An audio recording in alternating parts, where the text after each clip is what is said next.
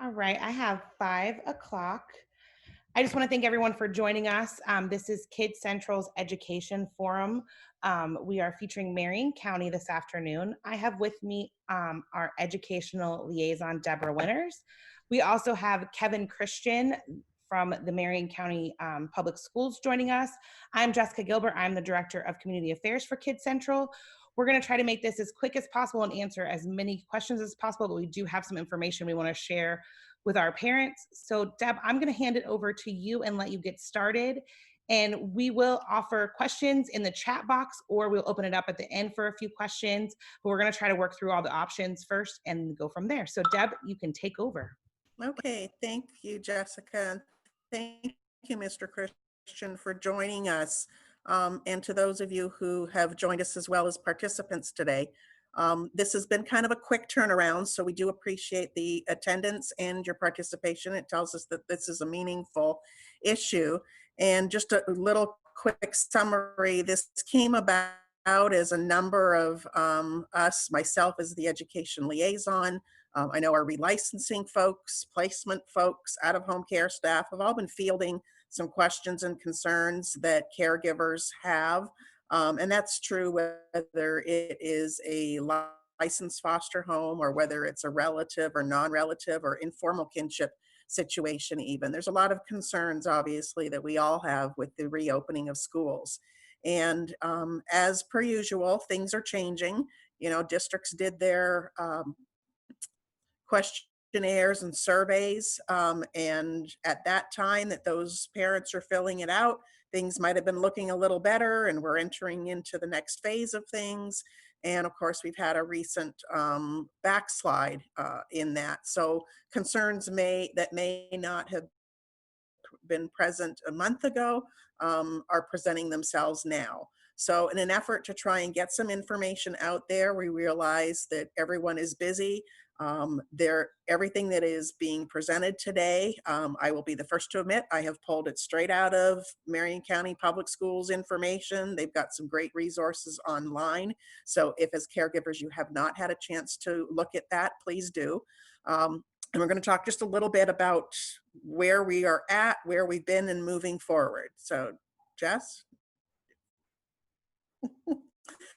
So, okay, the distance learning experience. You know, it could be an experience, and in some ways it was an experiment. I don't think in all of my something years have I ever been a student or in the education system where we have had this kind of thing happen. We might have a school or district have to close for a day or two. I mean, I was in the district when we had a hurricane take out our entire school board building downtown, and it meant doing some things differently, but this really disrupted the way of doing business, both for educators and for parents caring for school-age children.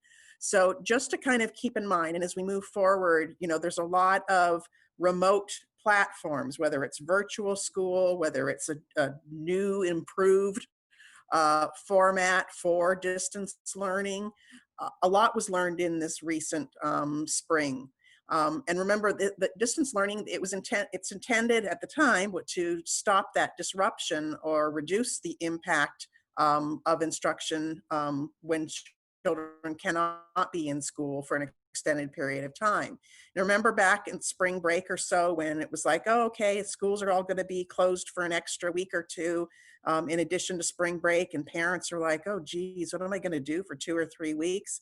Little did any of us know at that time that that would turn into the 2 or 3 months that it ultimately became. So during that process, it also became necessary for school districts to adapt and change things. Teachers, you know, a lot of teachers, especially the more seasoned ones, which I can, you know, relate to, are not necessarily, you know, all that tech savvy. So utilizing some of these resources was all very new to everyone. And it was necessary for districts to kind of use a variety of platforms to, you know, students might be doing Google Classroom or going in through various Edgenuity or Canvas or all these different things. And so it became a little challenging to manage that on the home front if you had multiple students, especially at multiple different levels. This also, as we know, wasn't a parental choice. You didn't sign up. It's a different story when you sign up and choose to do home education or virtual learning. This was a little different. And as I said, different for all. The majority of students did engage, some perhaps minimally, and in some circumstances, some students were unable to participate at all for various reasons, some within their control. We don't like to really want to think that, but some not within their control by not having devices or not having, quality internet connection.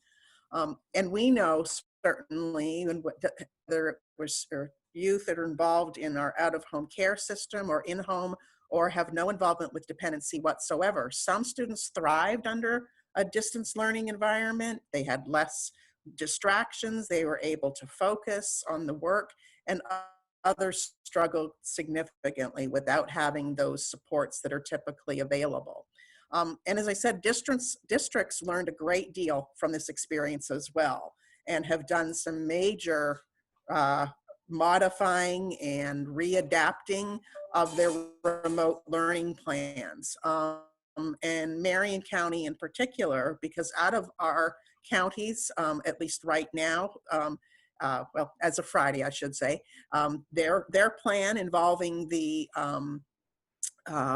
sort of the, I don't want to call it the hybrid, but the MCPS online is a much improved version of what was going on with distance learning. And it's really unique and really, to me, as an educator, pretty exciting. Mr. Christian, I don't know if you had anything you want to add before I jump into what the options were. We just appreciate the opportunity to share the information with everyone. Hopefully you received a call from us last week, or 2 calls or 3 calls, and have been able to visit our website and look at the options. So I'll let you go through your information, and then I'm happy to address any questions. Okay, perfect. Thank you. And those that do have questions, as we said, we're going to wait to answer them till the end, because we very well may be addressing them later on in the presentation. But if you're like me and you want to enter it into the chat or something now while it's fresh in your mind, or while we're going through, that's fine. We can scroll through that and look and see if it's been answered, and if not, can address it. So the options that have been presented by the district are returning to school full-time, the traditional model that we all know, and the Marion County Public Schools online. A third option, and we'll talk about this piece a little sort of separately, and because it's always been there, is the provision of virtual school. But the deadline to choose either the return to the brick and mortar school or to select the online platform, that deadline is actually this Wednesday, which is why we wanted to reach out and have this session for caregivers. For all options, it's important to note the school starts on August 10th, at least that's the current plan. And even if you do the online version, it would, for those that have had kindergarten students, sorry, long day, they do a staggered schedule of starting, and that would be the same for the online program. Okay. So with the traditional school, really the questions that have really come up are things about, what's going to be done to ensure the safety and well-being of both students and staff on campuses, buses, and other school sites. So the stance is that masks are certainly encouraged on campus, and students are expected to wear them on buses. Schools will be social distancing to the extent feasible. It's likely that there's not always a scenario where people can be 6 feet apart, and particularly on buses perhaps. In the middle and high school, there'll be reduced numbers of students in cafeterias, the libraries, media center, gymnasium. And in elementary school, we're going to try and limit interaction as much as possible to within that single class. Most elementary are kind of in a single class or maybe a co-taught class. So there will be more reinforcement of that, and maybe not as much time, doing shared activities with other classes. And that includes mealtime and playground. There'll be hand sanitizer available across the campus and on buses, increased signage and teacher guidance, especially for those little ones, about hand washing and hygiene and social distancing, etc.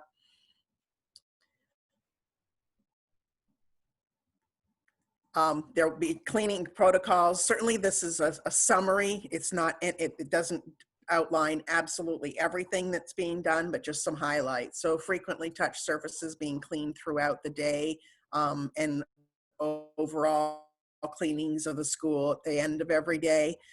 For the first semester, so that is up until the winter break, there will be a limitation so that parents, volunteers, visitors won't be present on campus except by appointment. I know with our last county group, we had a little bit of discussion about the impact of that because you may have, you know, it's understood, you know, okay, the parent's not going to be able to come and have lunch with Johnny like they might, you know, do, you know, every other Friday at school. But oftentimes we have folks like our caseworkers, guardian ad litems, therapists, et cetera, who might see kids at school. I'm sure this, we can address this part at the end as well. And generally, the district is looking for those, of course, to be by appointment. Of course, safety and well-being issues such as protective investigators, whatnot, that's not going to be an appointment made kind of thing, I'm sure. But we might have to be mindful that some of those activities for our system of care, for those that are on the call, that are part of our staff, may need to help our staff understand it's not just, you know, we need to be mindful and it's not just show up at a school to conduct a visit because it's convenient and I happen to be in the neighborhood.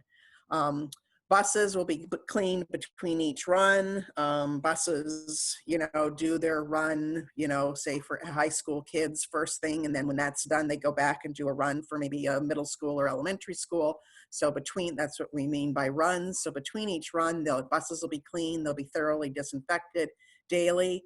The district is going to be where it's possible to do, and a lot of this is going to depend on numbers, of course, to do grab and go meals. Instead of, you know, the self-service kind of, you know, okay, yeah, I'll have 2 pieces of that, or I'll take 2 apples. And have students eat in classrooms or other locations, including outside, again, to minimize the close contact for students together. So those are just a few highlights of some of the protocols that you can expect to see in the brick and mortar school settings. So the online program, the whole intention of this, and this is just fabulous, is to help students maintain the enrollment and connection at the school that they are enrolled in, but perhaps due to health or safety concerns, parents are not comfortable with the child returning to that brick and mortar setting. It will require daily access, unlike the distance learning where, you know, might not have been a daily kind of thing for some students. Again, this is going to be a much different distance learning practice. So it requires daily access to an electronic device, and you need to have reliable internet service. And the district will be providing devices and arrange hotspots when possible. So that's terrific news. Basically, it's children attending a school remotely. They'll follow the calendar, the bus times, attendance is going to be taken daily and in period by period for those students that are, you know, the middle and high school where you've got different teachers for different subjects. There'll be the same grading and work expectations if you're doing the online format as the brick and mortar setting. So for elementary, they'll have daily lessons with virtual face-to-face interaction and assignments. And for the middle and high, they'll have virtual interaction for every class period, along with assignments to complete outside of that structured setting for grading purposes. So the access to teachers is during their regular school day hours. There'll be, you know, opportunities to do small group sessions for social and academic needs. There will be an increased resource bank, if you will, of on-demand access to a number of virtual resources, tips and strategies to help students in an off-campus learning environment. Again, it was difficult for some and not so difficult for others, but a number of tips and strategies might be employed to help those students that are struggling with that off-campus environment. With the online, the International Baccalaureate, Advanced Placement, and Cambridge courses and programs will still be available. There may be, it's going to really kind of depend on what they've got for numbers of students, but online may have to have some limited elective course offerings that might otherwise have been provided in a brick and mortar setting. Parents are being asked to commit for a full semester. So if you choose the online, the expectation would be to remain in that choice for the full semester or the first 2 grading periods. So that's up until the winter break. There will be an opportunity for families to pick up meals at their registered school if they need them. So students can still participate in the school lunch program if they're doing the online format. Okay, so when we talk about virtual school, and one of the things when we were kind of prepping for this, it's again really important to distinguish that virtual school is not what we experienced in the spring with distance learning. A lot of times I would hear from folks, oh, he's doing virtual school. And I know that, virtual, remote, e-learning, distance learning, all kind of sound the same. But when we talk about virtual schools, we are talking about something very specific.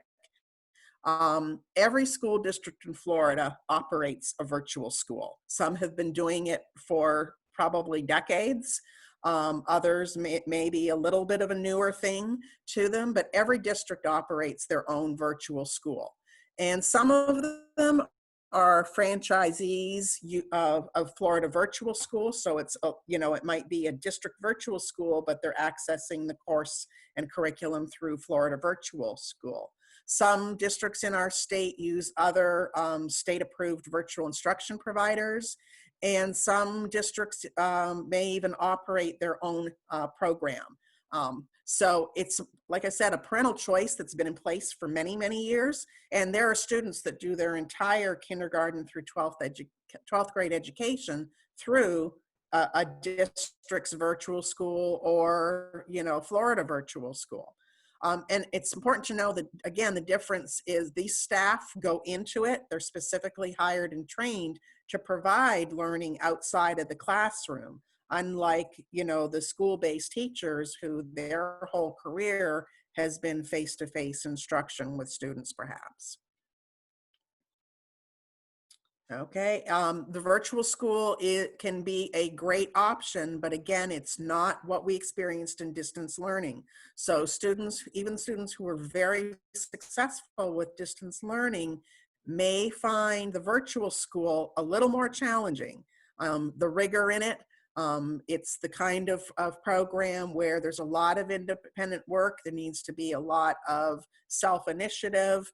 Parents are really the key learning coach and support. Not to say that you're there doing the work for them by any means, but you're essentially that key learning coach for the child. So they may be working on assignments independently during non-traditional hours.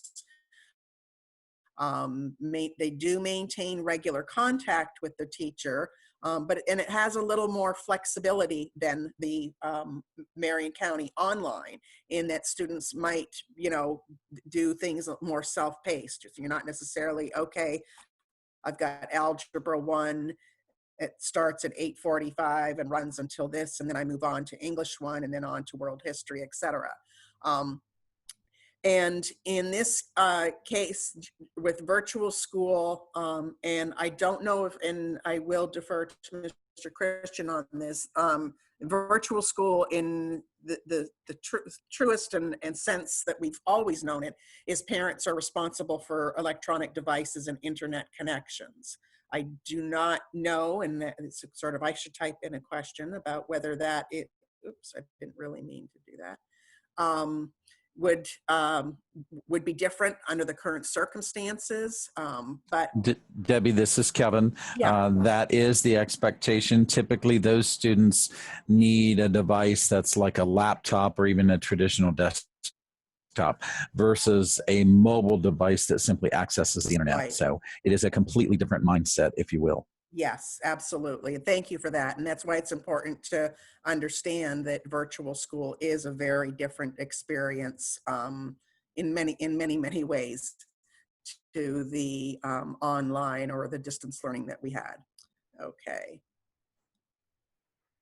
Okay. All right. So, okay. There's a question. Sorry, question popped up. I'll answer that in just a sec.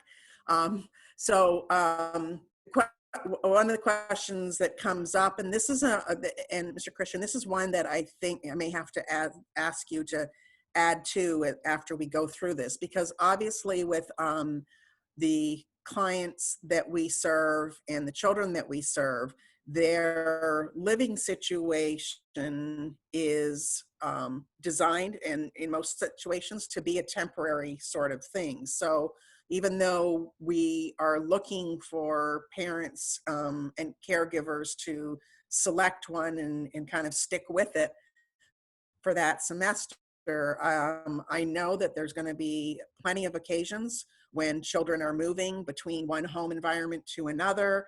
New children may be being placed into a foster home. That child might have been doing brick and mortar school prior to coming into the foster home, and now they've entered this foster home in late September, and their new caregiver has all of their other children on the online format. So while generally it's expected that children will stick with one of the options for the semester, I know that the district would be entertaining if there's a compelling reason for a child to need to change mid-semester from one option to the other. Absolutely true. Yes, our schools are prepared to make those transitions and help foster parents make those decisions on a case-by-case basis. We're happy to do that. Okay, wonderful. Okay. All right, so a question that had come up that, again, we've been fielding some of these questions for a week or two now. So my son was scheduled to start VPK this fall, and the question was whether he can do that on Marion online or the virtual school. And the answer basically is no. VPK students, VPK is a statewide program, and those students must attend in person under the traditional model. So that is not an option for the online or the virtual school.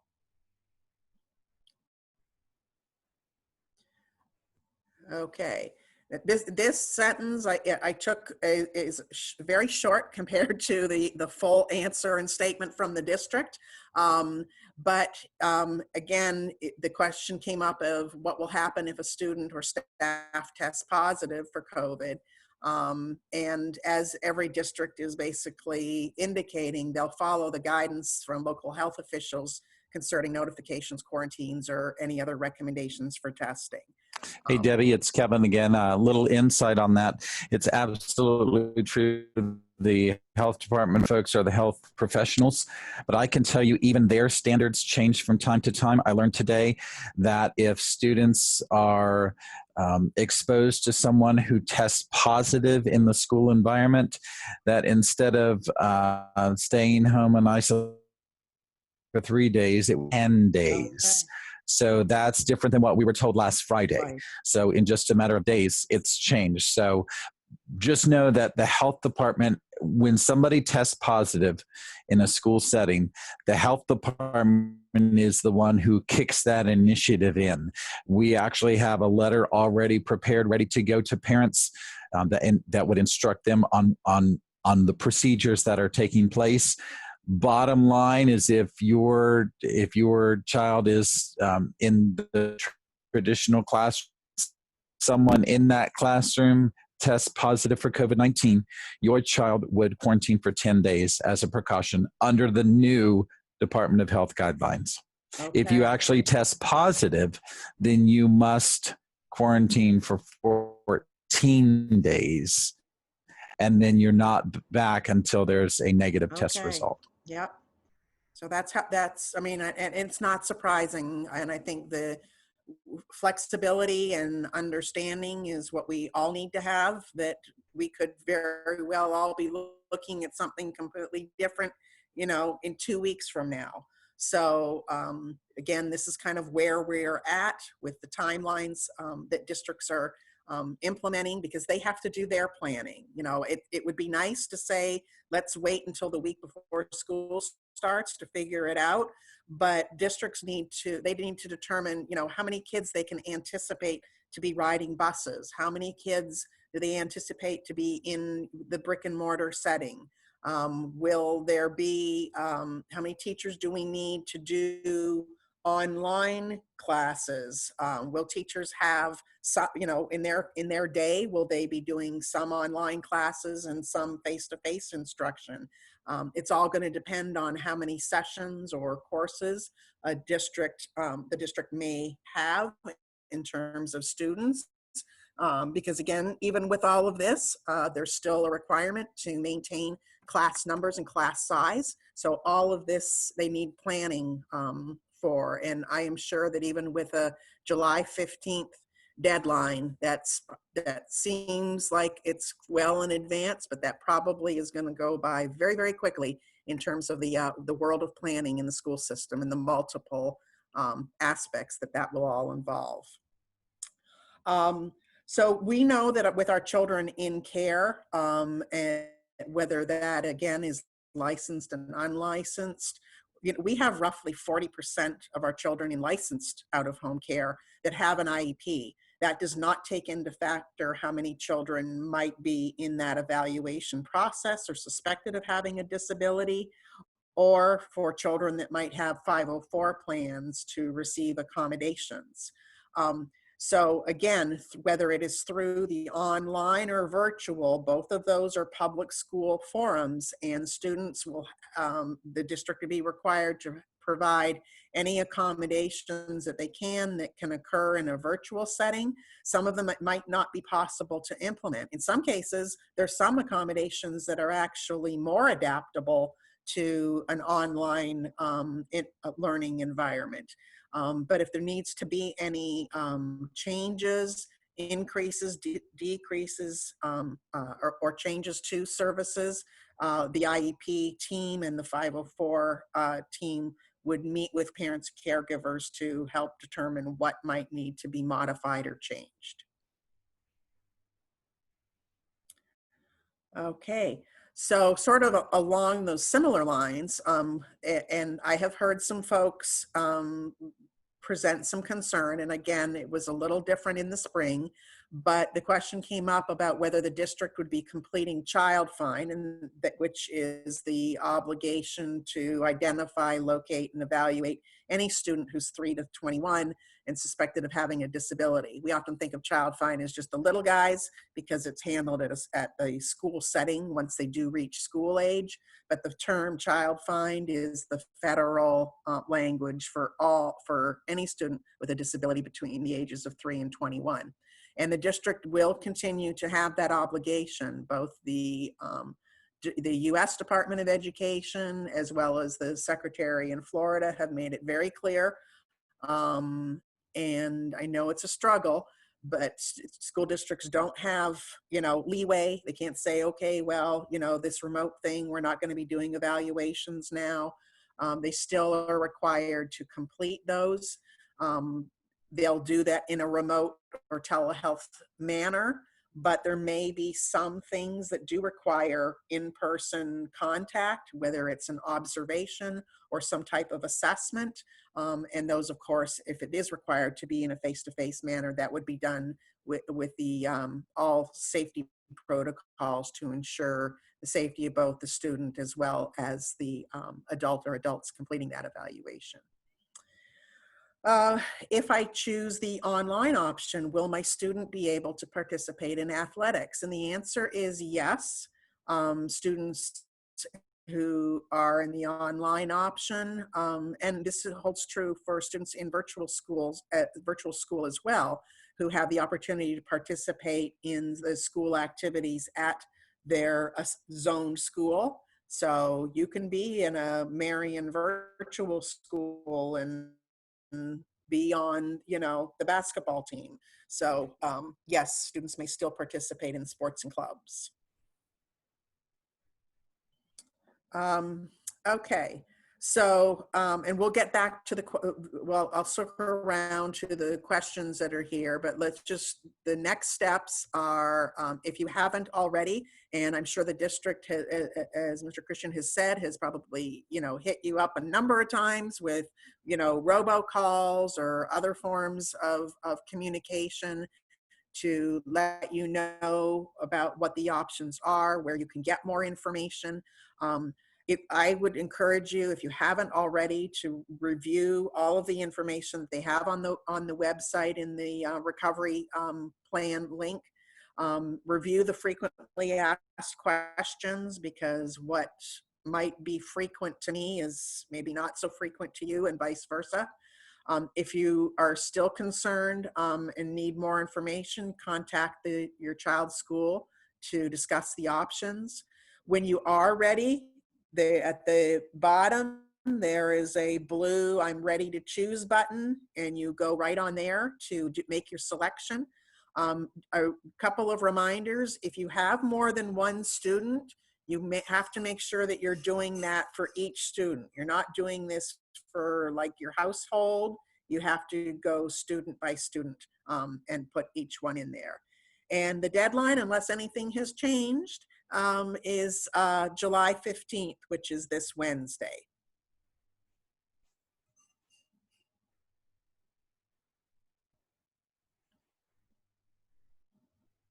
Oh, Mr. Christian, I don't know if there's anything you would like to add. I'm just going to scan through these questions here. Okay, I do have a couple of things I just want to add real quick.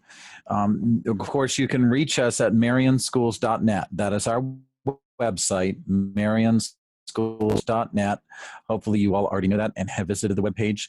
Just to underscore the difference between distance learning and online learning. Distance learning is what we did last semester that worked well in some cases, and in other cases did not work well. Online learning is far more accountable. Daily attendance, sometimes class by class, regular classroom assignments. The teacher has to see that child on the other end of that Zoom platform or whatever learning management system they're using. So it's not what we were accustomed to. It's on steroids. There's much more accountability to it. I know that we have set in there a semester basis decision, but I just remind you that realizing that you all have special situations that often require special needs, our schools can accommodate that. And if you need to go from online to traditional or vice versa, just reach out to your school. They will be happy to make that arrangement for you. Extracurriculars we talked about, that's actually a result of feedback that we received from parents last week. The original plan was not to allow extracurriculars simply because the task force felt that if a parent or family was concerned enough to keep their child at home so they wouldn't be around other students, they didn't see the option or the benefit of sending them to an extracurricular activity where they would be around dozens of students. But there were enough parents and families who spoke out, so that has been changed. So students will be allowed to participate in school clubs, extracurricular activities, and of course, sports programs. There is a question that I've often been asked about: why don't you make every student wear a mask? Why don't you make every teacher, every employee wear a mask? If you live in Marion County, you realize that we do not have a government entity right now, meaning the Marion County Board of County Commissioners, the Department of Health, or even any of the cities of Bellevue, Denellen, or Ocala, who have issued a mandatory mask requirement. Until that happens, the school district cannot require masks of anyone. We can recommend them, we can encourage them, but we cannot require them. So that's a question that I've been asked. I wanted to share that with you. Also with buses, if you have kids who ride buses, We are encouraging parents to provide, or families to provide, a mask that child can wear on the bus. If they don't have one, we will provide one. We have about 100,000 masks in our warehouse right now, so we will provide one. Students at school will also wear face shields. Our teachers and our administrators feel it's incredibly important to see faces, to see facial expressions, and to be able to utilize all of that nonverbal communication to help a student develop and get the full benefit of in-person education. So we've ordered those. We'll use masks until those come in, but once those come in, every student will be issued a face shield, and that will be cleaned daily at the school. Last thing I have is that just to remember that our reopening plan, we are doing our best to be responsible in every way we know how. That plan, however, is fluid and flexible and remains that way and will remain that way because, as I shared just a few minutes ago, 4 days ago, the understanding for someone who had been around a positive COVID-19 test person is different than what they are today. So we will remain flexible and we'll help parents absolutely as much as we can. Okay, terrific. Thank you. Thank you for adding that. There are a couple questions that I do want to run through. One of the questions related to students who are in dual enrollment. At this time, unless anything has changed, I know that the district is going to sort of defer, if you will, to CF related to the dual enrollment courses for both the traditional student as well as those in the online learning model. Correct. I'm certain that if CF offers their courses online, that our students will be able to take advantage of that. Yes. Okay. Okay. All right. Here's a question that I don't know that either of us are able to answer, but before making the selection, is there any way to know which electives will be offered? Actually, you can contact your child's school. That's the best thing, because I will tell you there are some electives that cannot be offered online. For example, Westport High School has an EKG program that's very hands-on, and I don't know how you do EKG online without being able to hook those electrodes up and have that experience. So that's probably one program, one elective that won't be available. I won't swear to that, but that's kind of what I've heard. My suggestion is to contact the school directly. I've had many people ask about band and music programs. Our band and music programs operated virtually last semester, and many of them continued into the summer. So I'm confident that those programs will continue online as an elective. Okay, terrific. I know we talked about what would happen for a student who has been exposed or who does test positive in terms of what they will be required. But what about the situation where if as a caregiver or parent you have, for whatever reason, a concern, and you will, I guess to put it quickly, will there be some attendance wiggle room or recognition of perhaps excused absences if a caregiver is not comfortable having their student return due to either exposure of another student or staff? Well, if it's an exposure situation, that would obviously be excused because the health department would be involved in that, hopefully, in an official capacity. If it's simply a concern because of a personal situation, I'm confident that, yes, we can work with the schools to make that happen. You know, obviously, if you're choosing the traditional face-to-face model, the value of that is having that student in the classroom. And realizing that in a regular school year without COVID, there are situations where students have to stay home for obvious reasons. So our schools work with them in that case, and certainly we would work with them in these cases as well. Okay. All right. And here's one other that the online option I think is looking pretty interesting to caregivers. If we have a child that's currently in virtual school and they are interested in doing the online, what would that require re-enrolling, so to speak, in your zone school, and then electing that as your option? That would be the typical route. Yes, it really depends on if that child has been enrolled in our district before. If so, and we still have those student records, then obviously you could just register at your zone school. And we actually have an online process for that now. So that can virtually be done online. And it would be for your zone school, of course, based on your physical address. If your child has never been in Marion County Public Schools, then you would go through that online process to register. Obviously, the documents are required: birth certificate, proof of residency, those normal kinds of things. All of that can be provided online, uploaded online, and then your child would attend that zone school in a traditional face-to-face format. Okay, all right. A question has come up with regard to like the littler ones, kindergarten, first graders, and maybe would really apply to all elementary school. Is the expectation of the online for them to be on their traditional hours, like their 8 to 2 hours that they would be in the brick and mortar setting? The expectation is that they would be in that learning mode during that regular school time, be it 7:45 to 2:05 or whatever the particular school time would be. Now, we all realize that most adults can't stay in front of a screen during that entire time span, let alone a 5 or 6 year old. So obviously, you know, the parent, the caregiver has to be involved in that.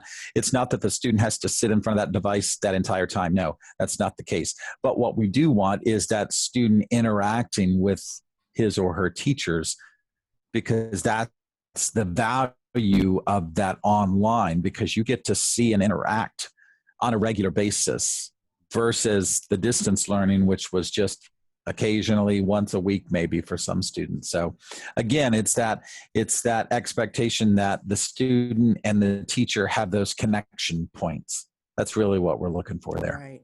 Okay. Once a caregiver has made the choice for either the online or the traditional, is there anything else that they need to do? Or will Nope. that be enough Nope. to consider a child enrolled? If the child, like I said, if the child is currently enrolled, you just choose which option you want. And once you complete that form and submit it, you're good to go. Right. So if we have a caregiver that may have a child that was placed with them over the summer, for instance, and is starting in a Marion County school the first time, or the kindergartner who is entering, you know, the K-12 education for the first time, what they need to, first thing I would imagine they need to do is do the enrollment, Correct. the online enrollment. They would do the regular enrollment, and that's a tab on our homepage. You'll see it. It's beside the red summer tab, I believe. So yeah, that would be what I would call first-time enrollment. Okay. Okay. All right. Hey, Deb, we have a face shield question, and I think Kevin, yes, I was just coming. Yeah. I was trying to keep them kind of in the flow there. So yeah, the question about is whether the face shields, or that you had mentioned that they will be cleaned and sanitized every day. The question is, will that shield belong to that particular child sort of for the duration, or are they, you know, going to be given out and randomly the next day? The plan would be for that student to receive the same shield the next day. Okay. So they may have a name on them. Correct. Or a sticker or something that Correct. identifies. And again, the face shields offer so much more interaction value. That's really, really, when we talk with the teachers, and if you just really think about it, it's a much more welcoming approach, and actually is a safer approach, because not only does it cover your mouth and your nose, but your eyes as well. Right. And I think, again, kind of going back to, you know, a lot of our students with disabilities have a hard time, you know, understand the mask and keeping it on and in place, and the shield, you know, kind of makes you a little. You kind of forget you have it on a little bit. Yeah. So, Deb, Okay. I have one question that was sent to me privately. It says, I am high risk due to chronic asthma. I'm fearful of my child getting COVID-19 and transmitting it to me or others in the home. How do I handle this if the kids get sick while attending school? And I think Kevin kind of went into that as far as what Marion County's Department of Health is requiring. Yeah. And would the sick child be quarantined elsewhere and returned once recovered? And I think you covered that as well. But is there a policy in place to address this? So is there anything that KCI wants to expand upon, or Kevin can expand upon it as well for Marion County? I really think, again, the Department of Health here, Mark Lander, has been in contact with us on a very regular basis. And if there is a positive case, the health department, I mean, they're the experts, and we've got an outline of what has to happen. They've told us, we know. They were the ones who actually wanted us to go to the face shields. So, you know, we listen to them greatly and value their opinion. I know one of the questions that was got a little bit of a two-part question that came up about whether Kids Central is allowing caregivers to make the choice of either of the online options. And of course, we've shared that, you know, the optimal learning environment for most children is a face-to-face environment. And many times, while it might be, you know, a little more amenable for a child in care to participate in an option other than that, whether it was home education or private school or any of the choices that are available to parents in Florida, it's all very contingent upon a child's placement. I think the circumstances that we have right now, and normally we would be kind of staffing those to determine, is home education or is virtual school a good option for this child?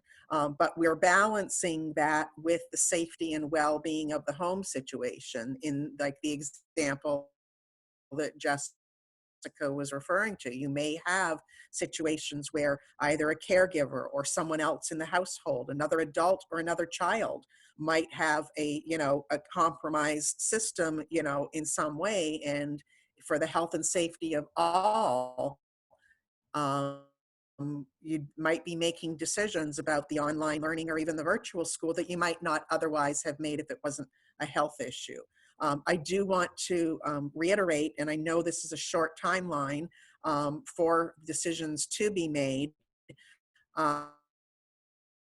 but as you know, as we know, when our children are in care, unless there is a limit or a prohibition by the courts for parents, we want to do everything we possibly can in our system to help ensure that parents are part of that decision. And, you know, they may have some very strong feelings one way or another. And if we need to sort of facilitate that discussion, I mean, if they're dead set on wanting their children in a brick and mortar school, and given the circumstances of the home environment where the child is, that would just be too risky, you know, we have to make decisions that enable our children to receive what they need to receive, but not jeopardize their safety and well-being or that of the caregivers. So sort of to answer the question, yes, there is no prohibition. There never, it has been any kind of prohibition on children in care doing any of the choice options that are made available in Florida. It's, again, we'd want to make sure that it's what's in that particular child's best interest, not just a general kind of issue. Okay, a couple of others. Oh, back to the face shields again. Will high school students be required to wear them, or are they doing All the students masks? will be issued a face mask, a face shield. If you think about high schoolers, a lot of them are already comfortable wearing goggles in biology or chemistry, so it's really not that big a deal for them. Okay. But all students will receive the face shields. Okay. Terrific. Jessica, have you had any others come to you privately? I have not. I did just see one pop up about the need to get approval by anyone to choose online, or do we just check with our caseworker? Right. And I think, and I, you know, I know there's some folks here from out of home care on the phone as well, but certainly, you know, connecting with the caseworker. Not all caregivers have communication with with the child's parents directly. I know some do. And I would, if you do, I would encourage you to have those conversations. And if not, to certainly be having them with the caseworker. And again, I know it's a bit of a quick turnaround, but you know, again, we do want to make sure that we're working with what works for a child. And there's so many things to take into consideration, of course, the duration that they might be there, if there's an impending move, so many things. And it's not an easy decision, and not one that should be taken lightly by anybody. But again, with the major focus being the health and safety of our caregivers and our children. Does anybody else have any questions? We're going to wrap up our call. We're trying to keep them short, sweet, and to the point, but make sure we answer all the questions. You know, Kids Central has our education liaison, Deborah Winters, and she can give out her contact information. We also have our entire out-of-home care team that is ready to help and help you decide or help guide you if needed. That's why we wanted to set up these calls, was so we made sure that we hit everybody and talked to everybody and they were able to ask those questions.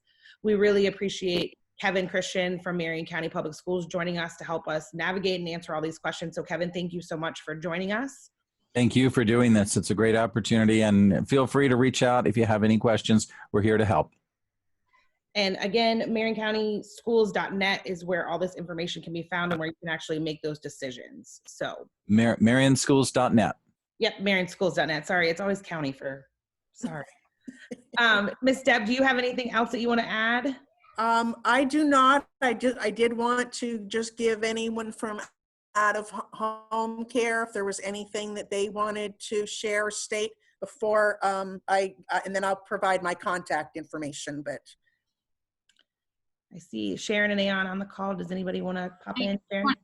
On behalf of myself and Shalonda, who's also here watching with me, this is great information. Thank you. And we really appreciate you taking the time to be on the call to answer questions for our caregivers. okay. All right. Well, thank you.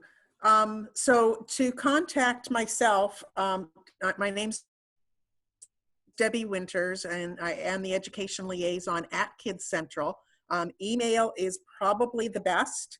So let me give that to you. It's Deborah, DEBORAH, .Winters, WINTERS, at Kids Central Inc., like INC, .org.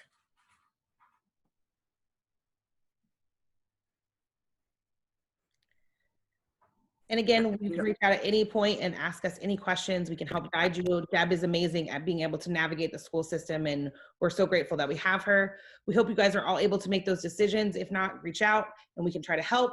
And we hope you enjoyed this and it was informative. And we look forward to a successful school year and managing the pandemic. So thank you guys so much. Have a great night. We'll see you guys soon. Thank you, Jessica, for arranging everything. Appreciate it. Of course.